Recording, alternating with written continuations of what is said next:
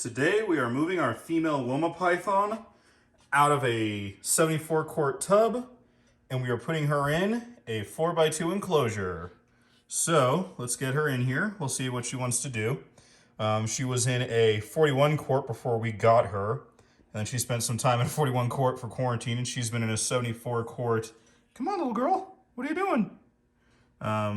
She spent some time in a 41 quart in quarantine, and since we've gotten her, she's been in a 74 quart in a rack with some ball pythons and her boyfriend. And now she will be moving to this 4x2 enclosure. So she's actually a proven breeder, but she had a really hard time bouncing back. She just didn't want to eat, and that's probably because she just went through a complete change, and it was winter when we got her, so she just didn't really want to go back on feed. So I'm giving her one more year before we try to breed her again. But if you look, and if you're a longtime follower, you can see that this is actually very similar to the setup I did for our female black-headed python. But obviously, she needed an upgrade, so she's now in this 6-foot vision cage as she's sitting there basking under her UVB, digesting a rat from 2 days ago. So we're back. So this 4x2 enclosure, this was originally a homemade melamine for a bearded dragon breeder, and we've gotten a few of those from them over the years, and we will and eventually we'll be replacing them all with PVC, like the one above her, where the male blackhead is going to be moving to shortly as well. So you can see just this old light fixture. I usually use that to like hang up stuff to add to for decoration or when I want to change it up. So that's why it's still just sitting there.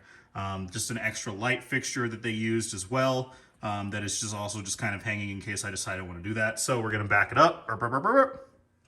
So we did kind of like the split thing again, like I've done for a couple other cage enclosure builds. Water dish, cypress mulch.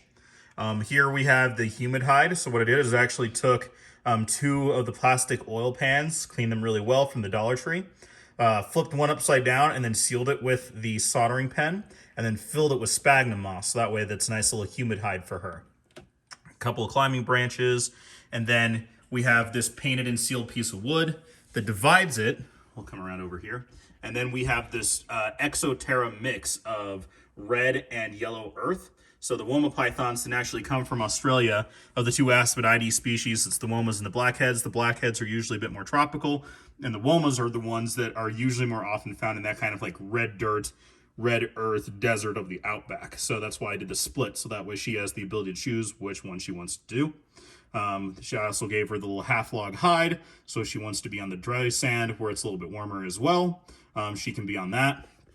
Radiant heat panel for a heat source, as well as it's stacked up, and that is where it will also have just kind of residual heat for the heated room that stays in the winter around 72, and we're still working on the summer months. We're going to get an HVAC and get some AC in here because it'll actually get into the low 80s during the summer for ambient temp. So that's a little warm for some of the colubrids during peak summer months.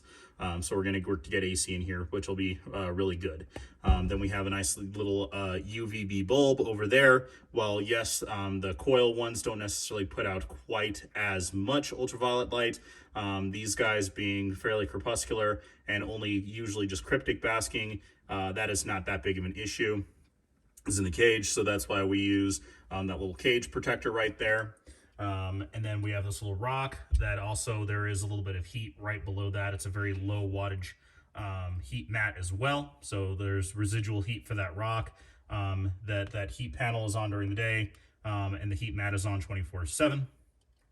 So that way it'll be nice and warm for these guys. For this girl, eventually, if we do plan to breed her, I'll probably end up having to take this apart. That I probably should have thought about before I decided to give it to her. But at $250 and like 10 minutes of my time, I think that's a fair price for a nice, good, large lay box for this larger python. I can't sit there and necessarily, well, I could buy lay boxes and other things like that, but I thought this was kind of a unique little thing that I could do for that, as well as it gives her an initial place to kind of get up here and climb and explore. I think 4 feet is a really good minimum for these guys. That's why I use the 74 quart tubs that are, I think, like 46 point something inches, so it's almost a full 4 feet. So that's why I use these guys. The boy is actually in a Christmas tree tub.